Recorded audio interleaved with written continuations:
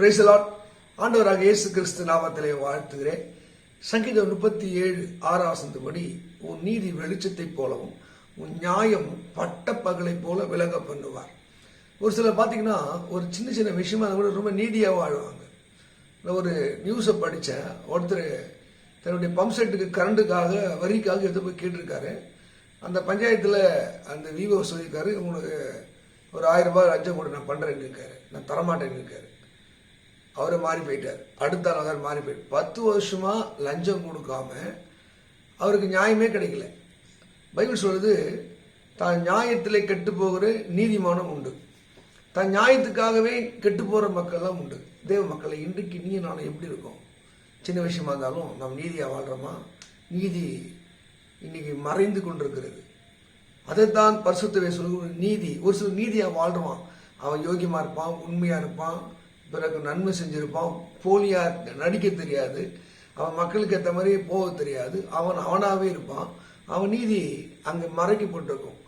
அதைத்தான் நீங்க பரிசுத்த வேதத்தில் யோசேப்புடைய நீதி பார்த்தீங்கன்னா, அவன் நீதியா இருக்கான், இருக்கிற தாய் தப்பு உண்மையா இருக்கான், அண்ணனுக்கு உண்மையா இருக்கான், போற முதலாளிக்கு உண்மையா இருக்கான். ஆனால் அவன் நீதி மறைக்கப்படுது. நீதியின் சூரியனாக தேவன் அவன் மேல் உதிக்கும் போது அவன் வெளியே புறப்பட்டு கொடுத்த கன்றுகளை போல் வளர்ப்பான். ஒருவேளை உங்க நீதி, உங்க நியாயம், உங்களுடைய உழைப்பு, உங்களுடைய உண்மை, உங்களுடைய அன்பு ஒருவேளை மறைக்கப்பட்டிருந்தாலும் ஒரு நாள் தெய்வம் வெளியே கொண்டு வருவார். கலங்காதே மக்களே, இதைத்தான் ஆண்டவர் திரும்ப சொல்லும். நீதி அது வெளிச்சத்தை போல, உங்களுடைய நியாயம் அது பட்ட பகலை போல விளங்க. பட்ட பகலை எப்படி எல்லாம் அப்பட்டமாய் வெளியரங்கமாய் தெரிகிற நீதிமொழிகளை 4:18 படிச்சு பார்த்தீங்கன்னா, நீதிமானுடைய பாதை அதிகமாய் பிரகாசிக்கிற சூரிய பிரகாசம் போல இருக்குமா. உங்க பாதையை கர்த்தர் பிரகாசிக்க முடியாது செய்வார். பரிசுத்த வேதத்துல தானியேலுடைய நீதி சிங்கத்தின் வெளியே வரும்போது அது பிரகாசித்தது. சாத்ராக் மேஷக் ஏபேத்நேகோவுடைய நீதி அங்கு சூளை நெருப்பில் வெளியே வரும்போது பிரகாசித்தது. யோபுடைய நீதி ஆண்டவர் அவனை 2 மடங்கு ஆசீர்வதிக்கப்படும் போது தெரிந்தது.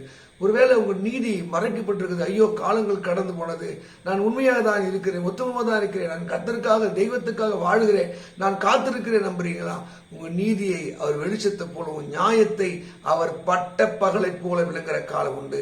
சோர்ந்து போட உங்களுக்கு, அங்கே புலம்பிக் கொண்டிருக்கிற உங்களுக்கு, தடுமாறுகிற உங்களுக்கு அவர் சொல்கிறார் பாருங்க, உங்கள் நீதியை நியாயத்தை அவர் பட்ட போகல வெளிச்சத்தை போல அவர் மாற்றுவேன்னு சொல்லுகிறார். நீங்க பரிசுத்த வேதத்துல எத்தனையோ தேவ மனிதர்கள் தேவனுக்காக காத்திருக்கும் போது, ஏசாயா 58 நீங்க 8ஆம் வசனம் படிக்கும் போது, உன்னுடைய நீதி உனக்கு முன்னாடி போகுமா. 2 கொரிந்தியர்ல அங்கு 9ஆம் வசனம் பார்த்தா, நீதியின் விளைச்சலை நீங்கள் அறிப்பீர்கள். நீதியின் விளைச்சல், நீங்க விதைக்கிற நீதியின் வழியை வாழ்கிற, உத்தமமாய் வாழ்கிற, கர்த்தருக்கு பயந்து வாழ்கிற இந்த நீதியை கர்த்தர் அறிந்திருக்கிறார்.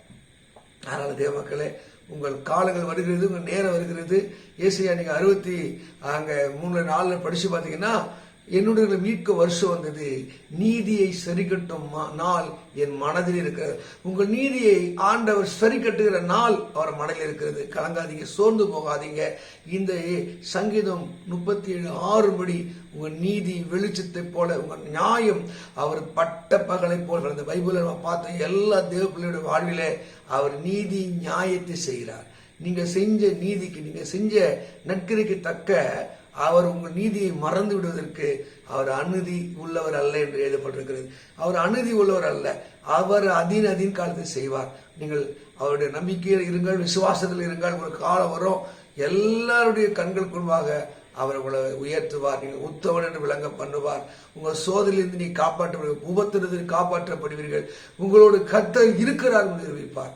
இந்த வசனம் உங்கள் வாழ்க்கை நிறைவேறும். கர்த்தர் உங்களை ஆசீர்வதித்து உங்கள் நீதியின் விளைச்சலை அறுக்க உதவி செய்வார். God bless you. God bless you.